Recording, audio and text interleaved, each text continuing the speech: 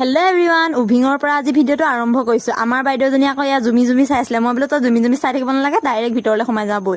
বহু দিনৰ পৰা আমি আকৌ এই উভিং চেণ্টাৰকেইটাৰ ভিতৰত বোলো কি আছে, সৰুৰ পৰা মানে ভাবি থাকোঁ। সেইবাবে বোলো আজি বোলো গোটেইখন চামেই। আৰু যিহেতু আমি এতিয়া ক্লাছ লৈ আছোঁ, সেইবাবে আমাৰ অলপমান সুবিধাও হ'ল। এয়া আহি পেলাই দেখিছোঁ আকৌ বাইদেউ এগৰাকীয়ে দেখিছে গামোচা বৈ আছে। আৰু এনেকৈ আমাৰ গাঁৱৰ কিছুমান মানুহে গামোচা চাদৰ মেখেলা একেলগে লগাই থাকে মানে মাজে মাজে। এয়া দেখিছে বাইদেউগৰাকীয়ে তেনেকৈ লগাইছে আৰু কোনোবাই লগাইছিলে বুলি কৈছে।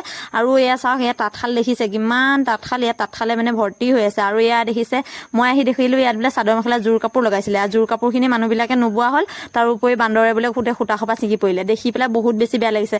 চাদৰ মেখেলা বোৱাটো বহুত কষ্টকৰ, আৰু এনেকৈ যদি সূতাবোৰ নষ্ট হয় তেনেহ'লে আৰু বেছি দুখ লাগে।